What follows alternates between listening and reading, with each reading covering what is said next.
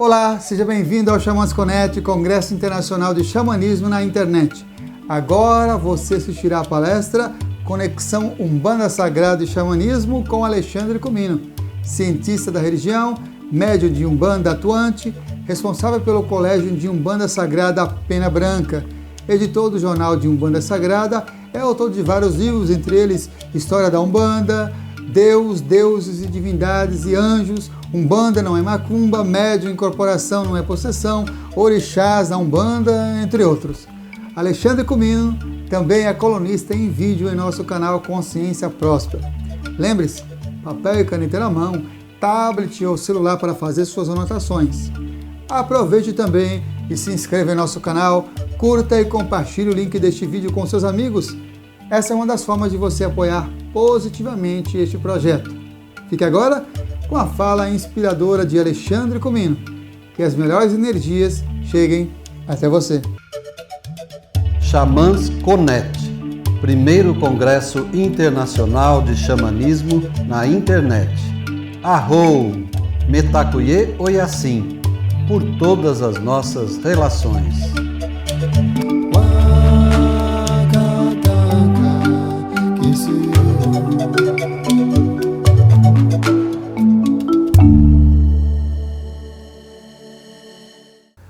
Olá meus irmãos, meu nome é Alexandre Comino, eu sou sacerdote de Umbanda, responsável pelo Colégio de Umbanda Sagrada Pena Branca, esse local onde nós estamos aqui hoje para falar um pouquinho sobre xamanismo e Umbanda, ou quem sabe para falar um pouquinho sobre Umbanda e xamanismo.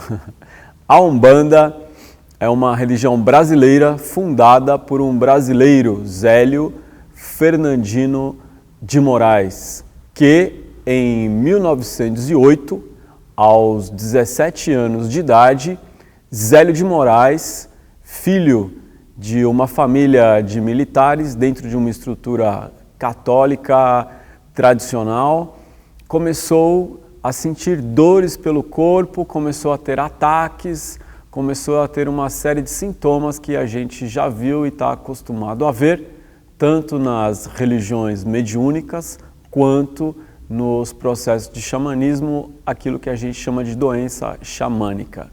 Então, Zélio de Moraes, acometido por essas questões que a família usou o termo ataque para definir, ele acordava no meio da noite falando de uma forma estranha, ele se comportava de um jeito que ninguém entendia muito bem. Então, pensaram assim, esse rapaz está doente, e ele foi encaminhado, Zélio de Moraes, para um tio que trabalhava num hospício, Dr. Epaminondas, e lá Zélio de Moraes foi observado por esse tio, né, que tinha essa especialidade de cuidar de gente louca, e o tio devolveu o Zélio para a família e falou, esse rapaz não tem nada que a medicina pode explicar. Então, o Zélio foi levado para um outro tio que era padre, e a ideia era exorcizá-lo. Então o Zélio de Moraes foi exorcizado e o padre lhe devolveu a família e também disse que não havia nada para fazer com esse rapaz, Zélio de Moraes. A mãe de Zélio de Moraes, nós estamos ali no Rio de Janeiro, 1908, bem pouco tempo depois da Lei Áurea ser promulgada, então Zélio é levado a uma benzedeira que incorporava um espírito, tio Antônio. Então essa benzedeira benzeu Zélio de Moraes e disse que ele teria uma missão a cumprir e também não resolveu a situação de Zélio de Moraes. Então no dia 15 de novembro de 1908, Zélio de Moraes, a convite de um amigo da família, foi levado para uma sessão espírita, seguindo estritamente a doutrina de Allan Kardec.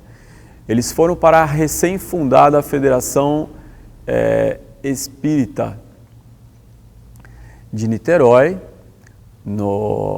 ali no Rio de Janeiro, onde funcionava também um centro espírita, A federação não tinha ainda uma sede própria e ela acontecia dentro do Centro Espírita de Santo Agostinho. Então ali nessa data, Zélio de Moraes, em meio a uma sessão espírita, Zélio de Moraes manifestou, incorporou um caboclo, um espírito, que deu o nome de Caboclo das Sete Encruzilhadas e anunciou que estava vindo para trazer uma nova religião, a Umbanda. E no dia seguinte, na casa da família de Zélio de Moraes, o caboclo incorporou em Zélio de Moraes e começou a dar as diretrizes da nova religião, da Umbanda. Então explicou como seria essa religião, que é uma religião sincrética, que combina os valores de várias culturas, principalmente as culturas do branco, do negro, do índio. Dentro desse sincretismo, provavelmente na casa da família já haviam algumas imagens ou uma veneração ou uma relação com os santos católicos, e eles aparecem assim no altar da religião de Umbanda, sincretizados com os orixás. Então, uma coisa importante de se dizer é que Umbanda é uma religião brasileira, importante de se dizer que Umbanda é religião, portanto pratica única e exclusivamente o bem. Importante se dizer que o Caboclo das Sete Encruzilhadas, fundador da religião de Umbanda, ele diz que Umbanda é a manifestação do Espírito para a prática da caridade.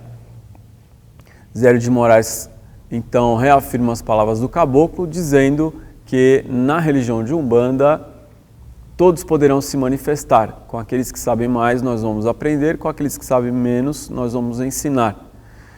Uma questão que foi levantada na sessão espírita é que os espíritos naquela ocasião e naquele local, os espíritos de índios ou os espíritos de negros, anciãos que haviam sido escravos, os pretos velhos não poderiam se manifestar na sessão espírita. Então ele diz: amanhã, na casa desse aparelho, desse rapaz, eu venho para fundar essa nova religião. E ali são dadas as diretrizes. A Umbanda é uma religião mediúnica e por isso ela guarda semelhanças com o Espiritismo, que também é, sociologicamente falando, uma religião mediúnica, essa ciência dos espíritos, que tem uma cara totalmente religiosa aqui no Brasil. O Candomblé também é uma religião mediúnica que tem matriz africana. A Umbanda é uma religião de matriz brasileira, uma religião totalmente brasileira. Então, guarda essas semelhanças com o Espiritismo por meio da mediunidade e manifestação de espíritos. A Umbanda guarda as semelhanças com o Candomblé por meio da mediunidade e a manifestação, a apresentação ou a presença dos orixás.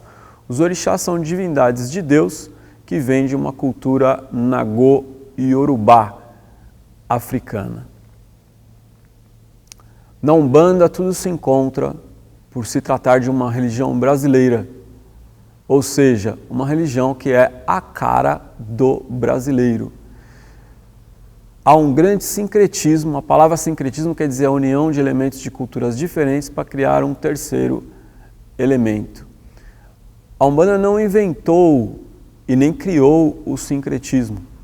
Já existe um sincretismo cultural de base que forma o que nós chamamos de cultura brasileira, que é um mix, que é um encontro dessas culturas originárias do europeu, do africano, do índio e, posteriormente, também do asiático ou do amarelo. Esses encontros geram aquilo que nós entendemos como a cultura brasileira. E a Umbanda nasce como um espelho dessa cultura brasileira. Isso quer dizer que na Umbanda você encontra um pouquinho também da cultura do índio, da cultura do branco europeu e da cultura do negro. Então, na cultura do índio, nós vemos principalmente a presença do caboclo. Na cultura do índio, nós vemos muitas vezes no trabalho do caboclo algo que se assemelha inclusive a uma pagelança.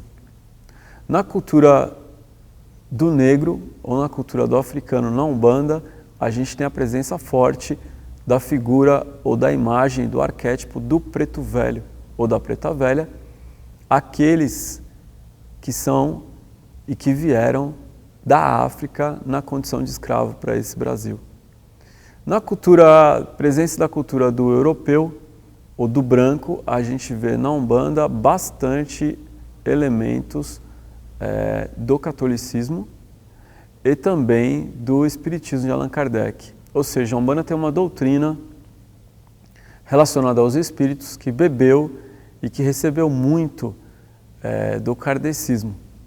A Umbanda tem um pouco de uma estrutura religiosa católica, a Umbanda tem muito de uma mediunidade de incorporação como uma releitura da presença mediúnica no espiritismo, e em algumas maneiras de se falar apresentar a Umbanda, nós vemos algo que se chama a linha do Oriente, onde nós podemos dizer que a Umbanda também bebeu e recebeu influências dessa cultura mais oriental. Umbanda é uma religião que possui uma unidade e uma diversidade, como todas as outras religiões. Ou seja, nós podemos falar em catolicismo e catolicismos, porque você tem o catolicismo e você tem o catolicismo carismático, o catolicismo mariano, você tem o catolicismo franciscano, ou você pode falar em cristianismo e cristianismos, os diversos cristianismos. A gente pode falar em budismo e budismos, o budismo tibetano, o budismo chinês, o budismo japonês, o zen budismo. O mesmo se dá com o judaísmo, o mesmo se dá com o islã e se dá com a Umbanda.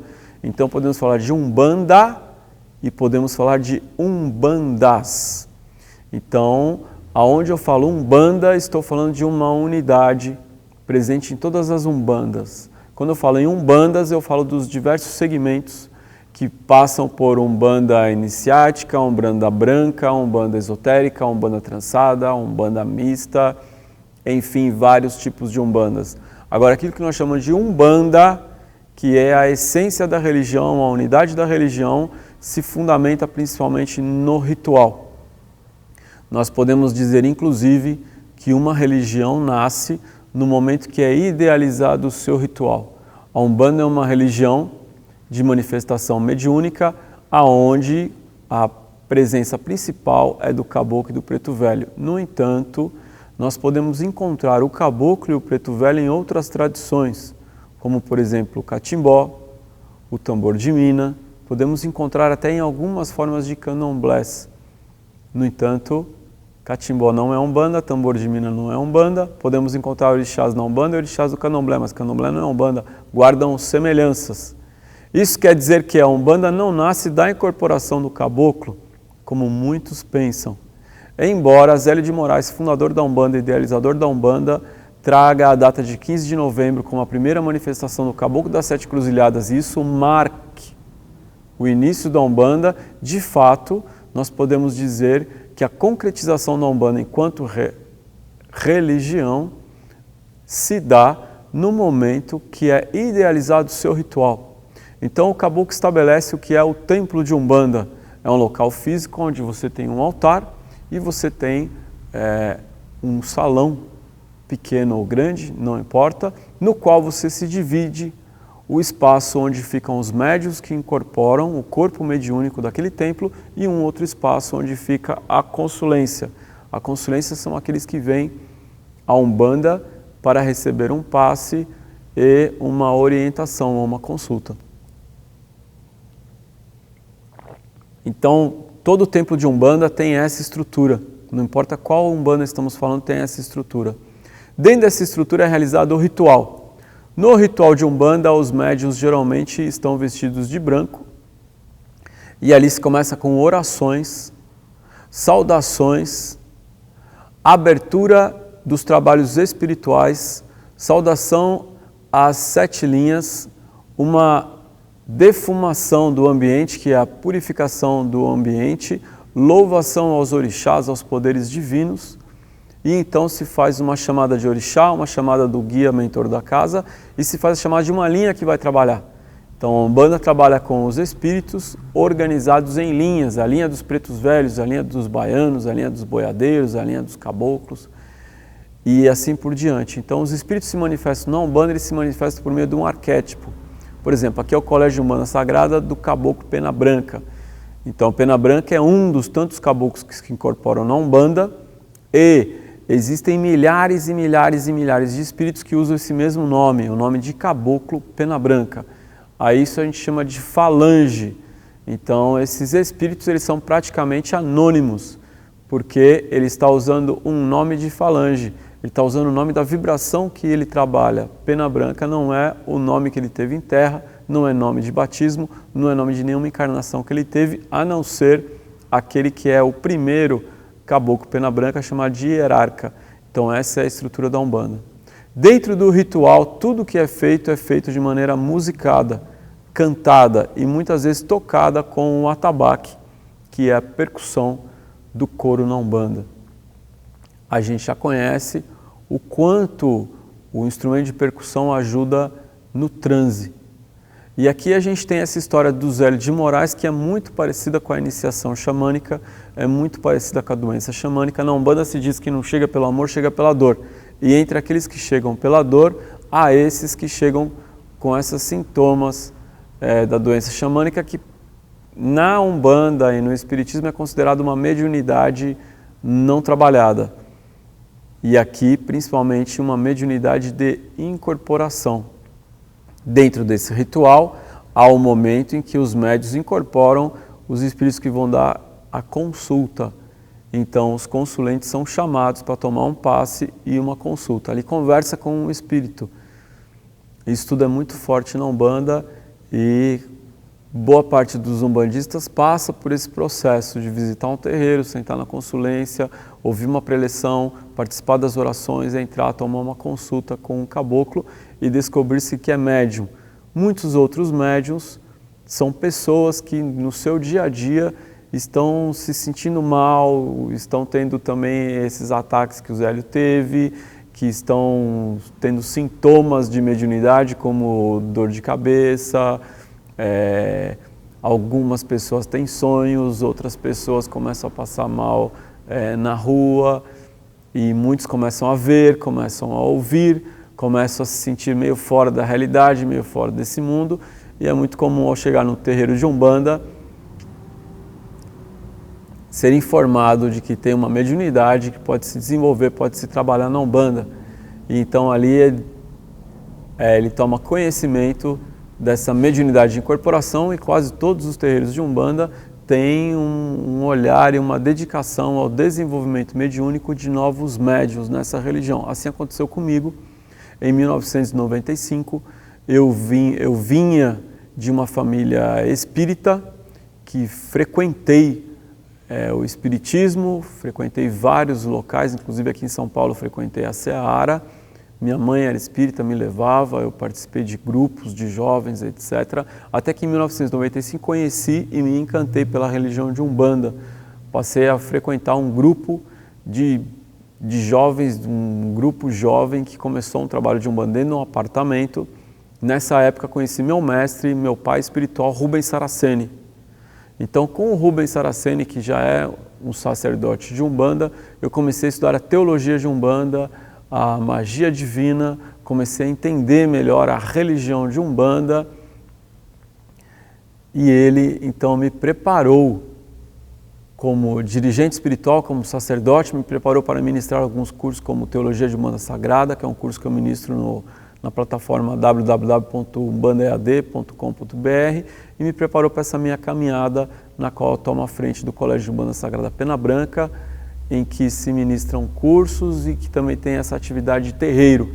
Então, Umbanda é religião e tem toda a estrutura de uma religião. A Umbanda tem templo, ou seja, o terreiro, o centro, a tenda é um templo de Umbanda e tem sacerdote, que é o dirigente espiritual. Todo dirigente espiritual é um sacerdote. Pelo fato de ser uma religião mediúnica, a Umbanda guarda algumas relações com o xamanismo. O xamanismo, para mim, é a arte do xamã. E o xamã, ele é o ser humano que passa por uma experiência de transe estático ou não, para encontrar as respostas que ele ou a sua comunidade necessitam. Então, o meu conceito, a minha ideia de xamanismo é muito influenciado pelo que eu pude estudar por meio da obra de Mircea Eliade, em seu livro O Xamanismo, as Técnicas Arcaicas do Êxtase.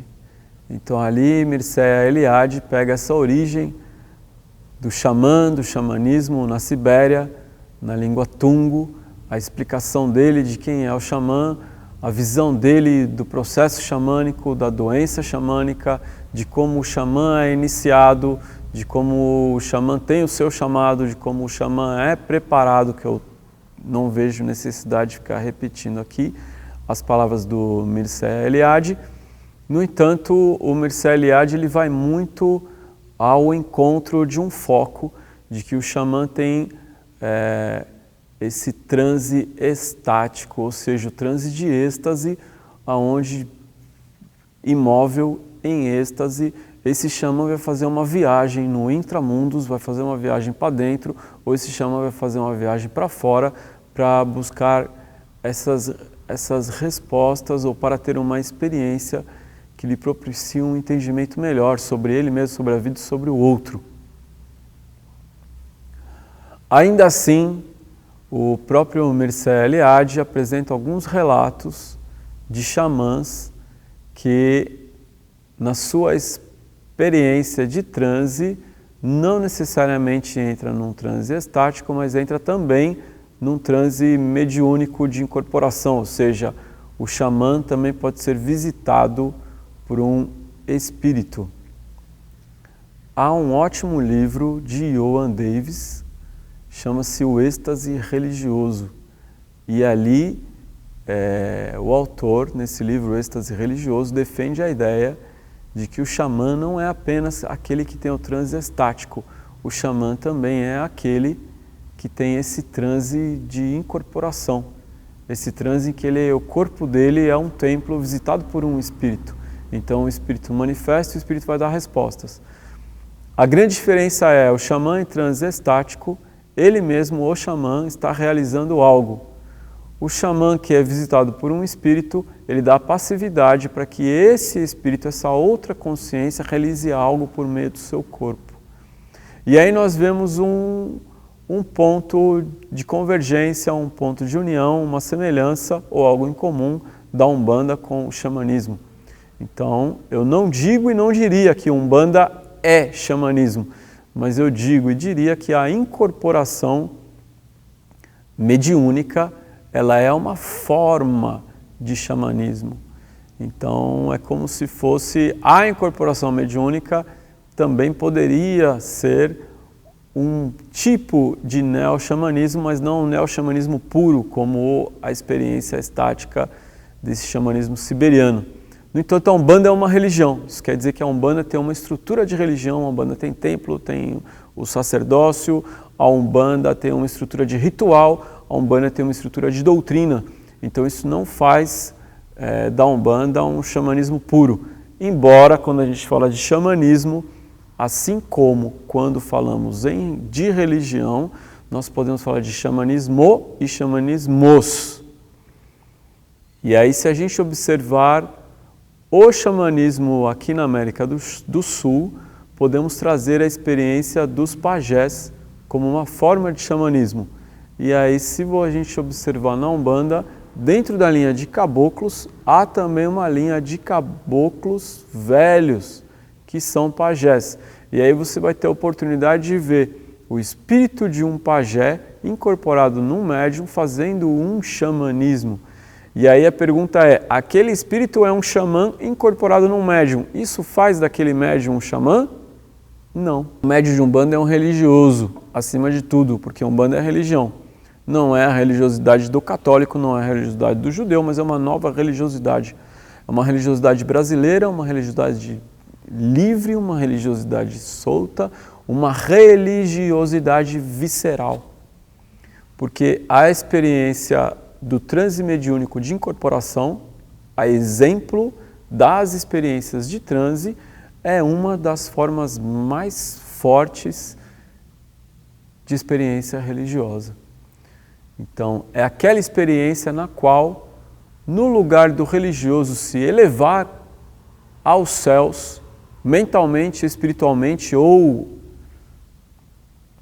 abstraindo de tudo para alcançar aquilo que está no alto do Altíssimo, na experiência do transe mediúnico de incorporação, aquilo que está no alto desce e entra e vem ao encontro do médium em estado de transe, do médium em estado de êxtase mediúnico, do médium que fica incorporado, trazendo semelhanças com o estar tomado, o estar possuído. A grande diferença é a pessoa que está possuída, ela está contra a sua vontade. A pessoa que está tomada está contra a sua vontade. A pessoa que está incorporada, ela está voluntariamente entregue a uma experiência religiosa, mediúnica, um estado alterado de consciência, no qual ela se entregou docilmente e amavelmente ao seu guia, ao seu mentor, para que ele se manifeste e traga as respostas e traga a palavra do amor, da manifestação do Espírito para a prática da caridade, como diz Hélio de Moraes e Caboclo das Sete Cruzilhadas, para o consolo, para a orientação, para a tutoria daqueles que estão necessitados. A Umbanda é uma religião mágica e é uma magia religiosa fortíssima, então esses espíritos se manifestam na Umbanda. Eles usam de recursos como o canto, o toque, o atabaque, mas também se usa em alguns terreiros de Umbanda a maraca, que nós bem conhecemos como instrumento de poder. Se utilizam na Umbanda de um giz chamado pemba de símbolos e signos riscados no chão, se utiliza na Umbanda da defumação, onde ervas são queimadas na brasa, se utiliza na Umbanda de banhos aromáticos, de banhos de ervas, se utiliza na Umbanda da vela, da chama, do fogo, se utiliza na Umbanda do aroma e do perfume de um cachimbo, do poder, da defumação dirigida por um charuto. Se utilizam na Umbanda diversos recursos mágicos e ritualísticos que, embora a religião seja nova, tenha pouco mais de 100 anos, essas práticas são tão antigas quanto o próprio xamanismo. Vamos encontrar nessas práticas semelhanças com algumas práticas xamânicas. Vamos encontrar na incorporação uma experiência religiosa visceral.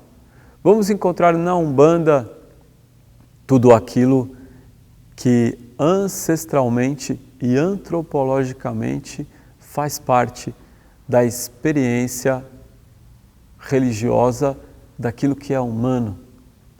Desde que o homem surgiu como Homo sapiens, ou seja, no momento que esse homem começa a pensar, ele começa também a rezar, ele começa a dar explicações e sentido para as suas experiências de transcendência.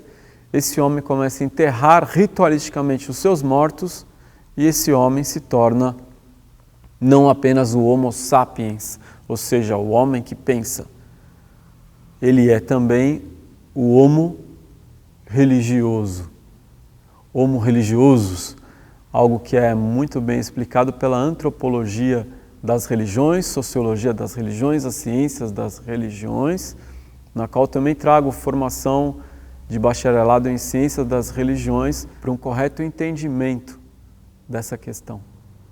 Então, no momento que esse homem define a si mesmo, ou que ele vive isso, que é ser o homo religioso, nesse momento ele começa a viver as experiências de transe, as experiências religiosas com ou sem transe, mas aqui principalmente as experiências de transe estático e também de transe mediúnico de incorporação. Então o que nós fazemos na religião de Umbanda é algo milenar, é algo ancestral, é algo que foi vivido e praticado há milênios e milênios por tantos outros xamãs, por tantos outros sacerdotes. A Umbanda revive o culto à natureza. A Umbanda entende que Deus e os orixás estão e se manifestam na natureza. E é assim que Iemanjá está no mar, que Oxum está na cachoeira, que Oxóssi está nas matas, que Xangô está na pedreira.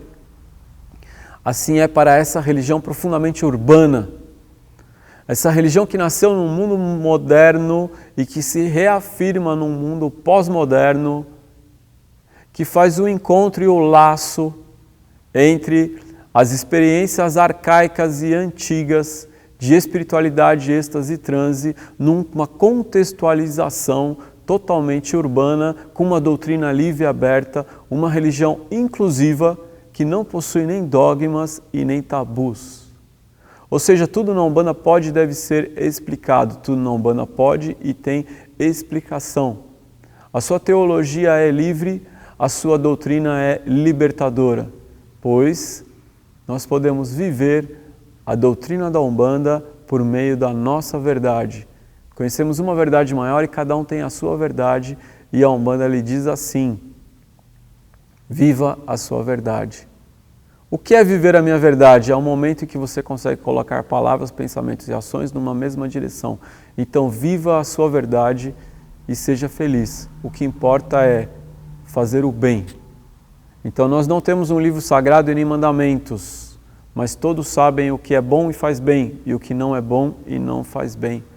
Todos sabemos que mentir, roubar, enganar não faz bem para o outro e não faz bem para si. Então a Umbanda diga: viva a sua verdade, viva a regra de ouro, fazer para o outro, não fazer para o outro o que você não quer para si, fazer para o outro aquilo que você quer para você também. Saber que desde que você esteja fazendo bem e não esteja prejudicando nem você e nem a ninguém, viva dessa maneira com toda a liberdade possível. Então, a Umbanda é uma religião que é praticamente uma espiritualidade livre que guarda ou que traz uma doutrina e um ritual para o dia a dia das práticas religiosas dentro do templo. E no momento que a Umbanda oferece toda essa liberdade, no momento que a Umbanda é uma religião e ao mesmo tempo uma não religião, de tão libertadora que ela é, no momento que a Umbanda tem esse transe mediúnico de incorporação, então a Umbanda se aproxima demais do xamanismo. Talvez a grande diferença da Umbanda para o xamanismo é o contexto histórico de religião, a estrutura de templo, a estrutura do sacerdócio, o altar e toda essa ritualística em que é comum estabelecer inclusive dias e horários para que as sessões aconteçam. Então essa é a religião de Umbanda, essas são as semelhanças da Umbanda com o xamanismo, essa é a minha ideia, o meu conceito de xamanismo, como as técnicas arcaicas do êxtase, o êxtase estático, o xamã que entra nesse êxtase estático, que ele sai do corpo, que ele entra, que ele desce, que ele vai, que ele conversa com o seu animal, com o seu mestre, que ele encontra soluções, que ele encontra respostas, uma diversidade tão grande de xamanismo e xamanismos, no entanto, uma semelhança com essa religião genuína do Brasil, esta religião brasileira.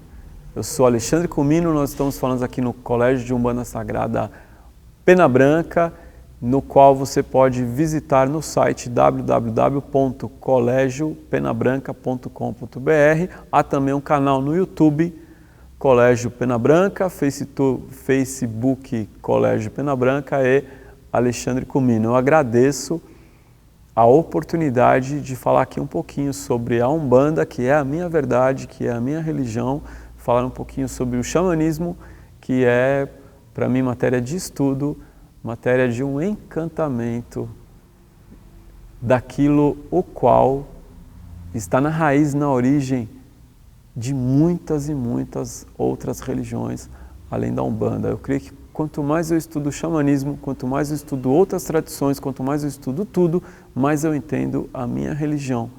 a religião de Umbanda. Então, o meu agradecimento, axé, o meu saravá mais profundo, e que Oxalá em mim saúda Oxalá em você. Muita gratidão por esse momento. Gostou da palestra? Se você chegou até aqui, provavelmente sim. Sou Samuel Souza de Paula, idealizador do Xamãs Connect, Congresso Internacional de Xamanismo na Internet, e autor do livro Práticas Bioxamânicas, Despertar das Capacidades Interiores. E é uma alegria saber que está prestigiando este evento, onde grandes condutores xamânicos compartilham as melhores práticas para o reconhecimento do seu poder pessoal, manter melhores relacionamentos, desenvolver sua espiritualidade e ampliar sua consciência com dicas, jornadas, segredos e um conteúdo imperdível. Deseja apoiar e se beneficiar ainda mais com esse projeto? Acesse ao site xamansconnect.com.br e informe-se, que as melhores energias cheguem até você. Arro, Mantaku Yoyasi, por todas as nossas relações.